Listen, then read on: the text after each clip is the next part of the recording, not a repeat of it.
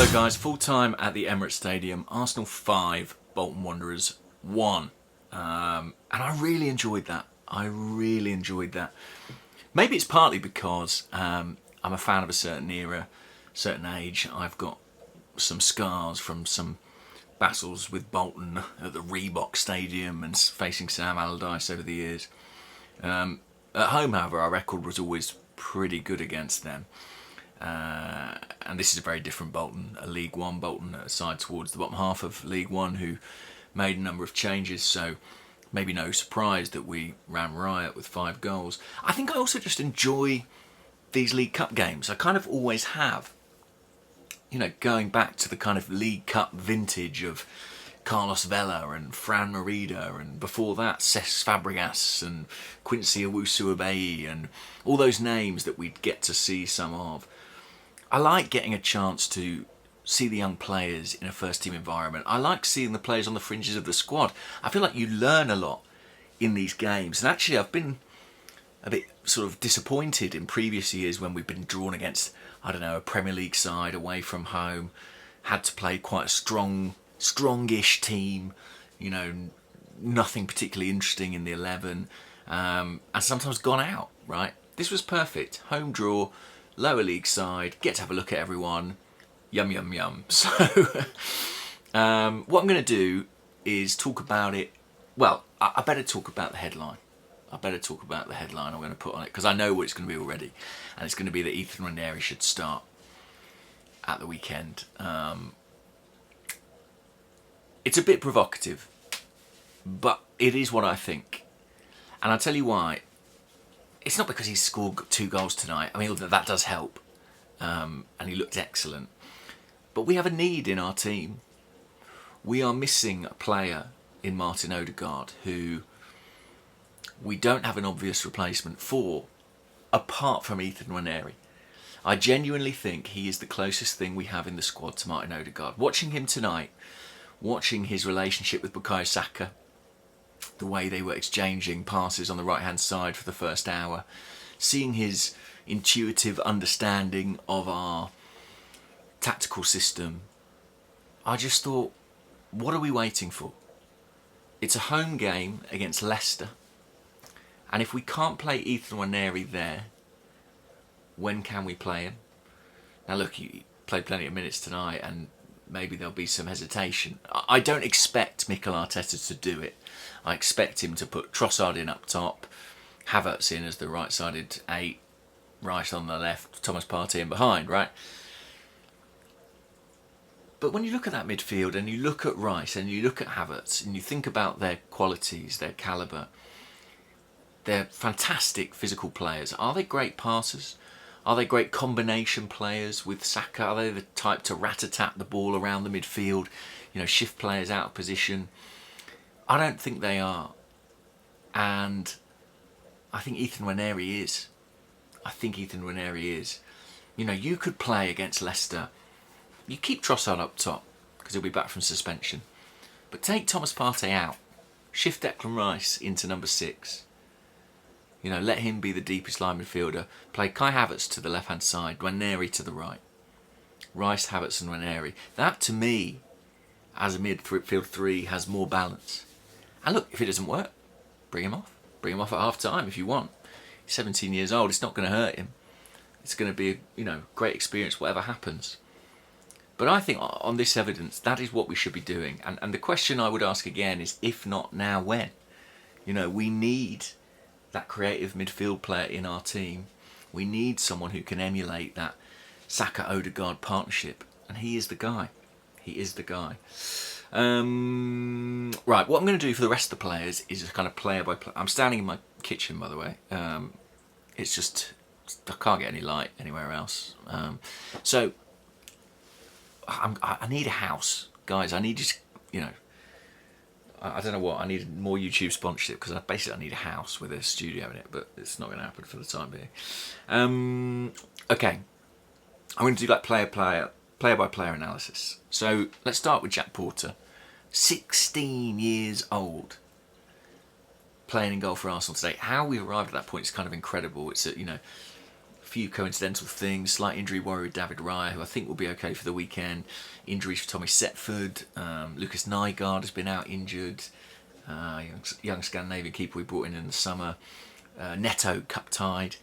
And so this guy gets his chance above Rojas, who we also have on the books, who I think is about 18, but I think they think slightly more highly of Jack Porter. Didn't get the clean sheet. Might have had to face a penalty early on, by the way. I thought that was a penalty for Bolton, but wasn't given. The goal I felt from a bit, because the aim of the game tonight was kind of protect the 16-year-old in goal, and on that counter-attack, he wasn't given much help. You know, Declan Rice and Jorginho desperately trying to get back, but didn't get there in the end. I think Lewis-Skelly chasing back as well after his pass had been intercepted. That may have been where he injured himself. And on the goal, I think maybe he was a bit hesitant coming out, but I loved it that in stoppage time he came out and caught that cross and had that moment right before full time.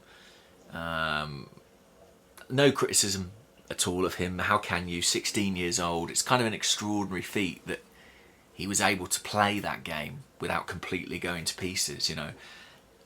16. And he was only 16 in July, right? It's a couple of months ago. Wow, what a moment for him. Arsenal's youngest ever starting player, I believe. Yeah, I imagine we won't see him in the first team again for some time, but what a feather in his cap and what an experience for him tonight. Josh Nichols at right back. I thought actually did quite well. I was really impressed with him in pre-season. There were some moments where I think he showed maybe that he's not quite ready, but I thought he was involved in build-up very well. Nice pass from him in the lead-up to the opening goal, I think. Tucked in as a kind of third centre-half. Interesting player, and you know, one we'll keep an eye on. At centre-half, Calafiori, I thought looked really good. I thought he looked great, especially when he went over to left-back in the second half. We've used the term Rolls Royce to describe William Saliba. I guess we need...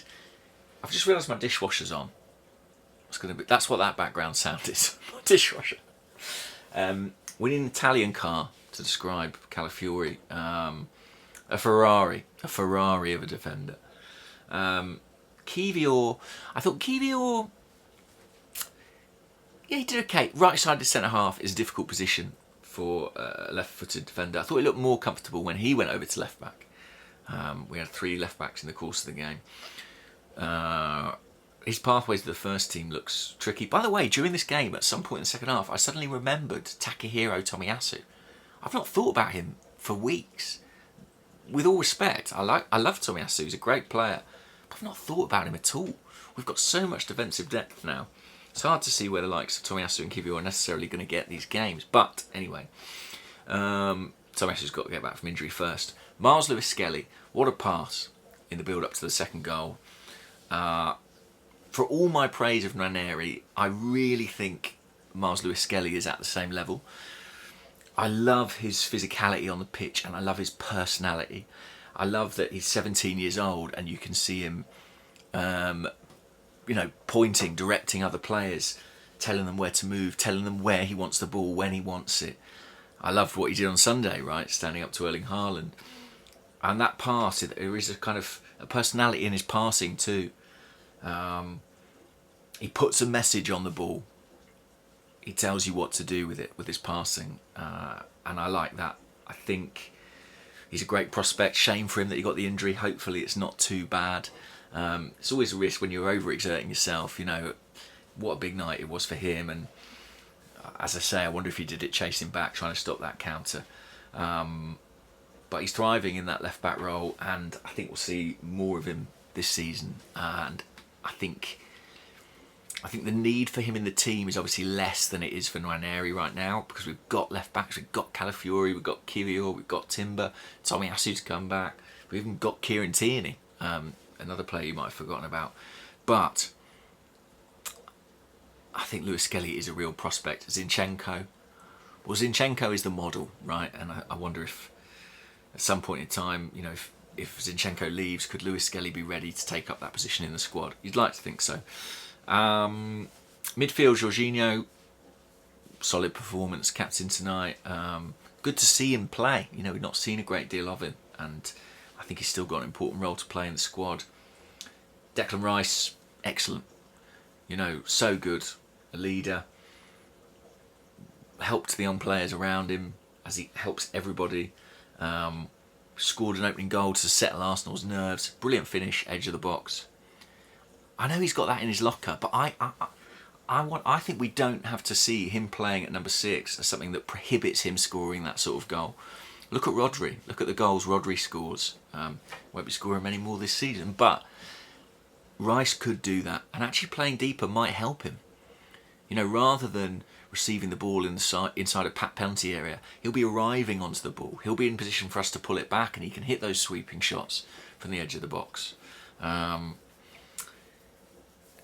I've talked about a bit, but look, he's just very, very mature, really understands the tactical side of the game. His touch is excellent.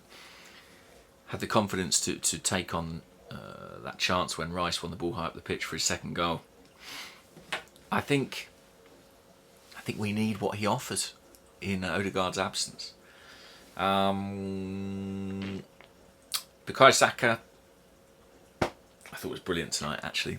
Almost unplayable. I mean, he's playing against a team from 2 divisions below, so you kind of expect that, but I thought he was excellent and a constant threat. Liked his combinations with Nwaneri, liked his combinations with Raheem Sterling. Another player had a really good night, and he might feel he has a case to be in at the weekend. I think, given the minutes he played tonight, I know he's one of the first off. I don't see that. I see him coming off the bench. What I saw in Sterling is that guy knows where to run. He knows where to stand. He might not be as quick as the Raheem Sterling we saw burst onto the scene with Liverpool. In fact, he definitely isn't as quick. But he's super smart. He understands the game. And I was very impressed by his lateral movement. His runs kind of across the pitch, popping up in central areas. We know all the stories of Arteta working with him on his runs and his goal scoring.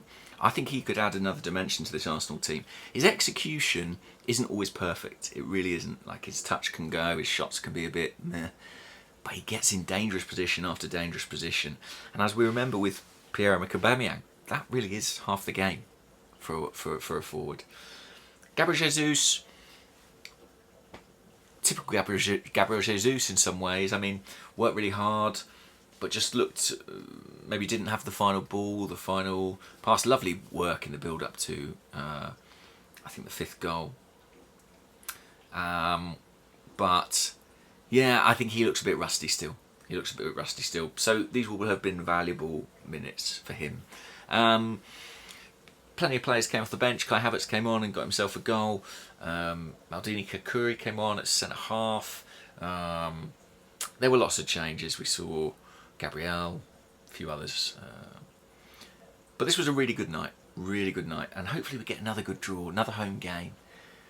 Another chance for some of these young players to impress. But Mikel Arteta will be really pleased with what he saw tonight. And it's been a hard start to the season, right? We've watched Arsenal have a lot of hard, tense games. Nice to relax and watch us play some good football, score some goals. I'll be there on Saturday. I'm working at the game. Really looking forward to it. My schedule's kind of prevented me getting to quite a few games recently. So really looking forward to watching and doing one of these videos from the stadium. You'd like to think that that's a game we'd win. We've got a few winnable games coming up in the league. Huge game against PSG in the Champions League next week as well. Maybe there'll be some more rotation, to help us get through those 2 games. Well, a few players, threw their hats in the ring tonight for possible starting positions. I'll leave it there, guys. Thanks for watching, and I'll speak to you all soon. Bye-bye.